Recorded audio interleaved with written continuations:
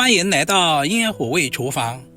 往香干里面倒入酱油，加入温水浸泡一下，出锅比肉还要好吃。我们一起来了解一下具体是怎样制作的吧。首先根据家里人口的多少，准备适量的香干放在大一点的碗中，加入1大勺的食盐，然后再倒入多一点的清水。因为香干在生产、运输、贩卖的途中，表面难免有一些灰尘或者是杂质，食盐有很强的去污能力。像视频中这样，把香干的里里外外都清洗一下，这样可以有效的去除表面的一些灰尘或者是杂质。把洗好的香干直接捞出来控干水分，接下来简单的给下刀。今天的香干特别的鲜嫩，我们在给刀的过程中千万不能切太薄，大约在2个1块钱硬币的厚度，当然也不能切太厚，太薄的话很容易碎，太厚的话那样很难入味，但是要切均匀一些，这样在后续的烹饪过程中方便成熟也方便入味。全部切好放在大一点的碗中。接下来就是关键的一步，往香干里面加入1大勺的红烧酱油，这里一定要是红烧酱油哦。然后倒入50度左右的温水浸泡20分钟左右。加入红烧酱油不仅可以给香干提前上色，同时还可以去除香干里面的豆腥味。稍微的翻动一下，使酱油分布均匀，放在一旁浸泡着备用。接下来简单的准备一些配菜，准备小把去皮的大蒜先切成薄片，然后再剁成稍微细一点的蒜末，全部切好放在小碗中。1小块去皮的老姜切成姜丝，然后再切成稍微细一点的姜末，全部切好和蒜子放在一起备用。接下来准备青红辣椒，清洗干净，去掉辣椒蒂，然后对半切开。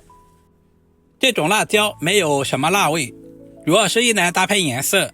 如果吃得比较辣一点的，我们也可以加入一些小米椒。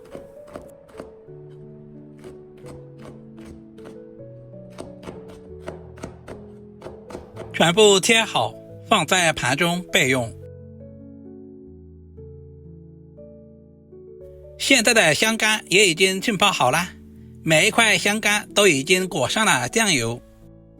浸泡过后的香干还可以增加韧性，在炒制的过程中不容易碎，倒在肉勺里面控干水分备用。起锅加入食用油，有条件的可以加入猪油，往锅中加入小半勺的食用盐。接下来把香干直接倒在锅中，把叠在一起的用锅铲稍微的整理一下，这样方便每一块香干都能够受热均匀。很多朋友炒香干喜欢用焯水的方式，其实焯过水之后，香干的营养会很容易流失，而且口感也会大打折扣。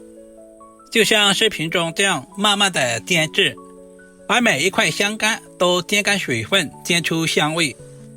因为香干含有水分，在煎制的过程中很容易爆锅。大约煎制2分钟左右，我们就翻过来煎另外一面。我们要把香干的2面都煎至金黄，煎出香味。香干是一种营养丰富的食材，富含优质的植物蛋白、矿物质以及微量元素。全部煎成视频中这样就可以啦，倒在准备好的肉勺里面控干油分备用。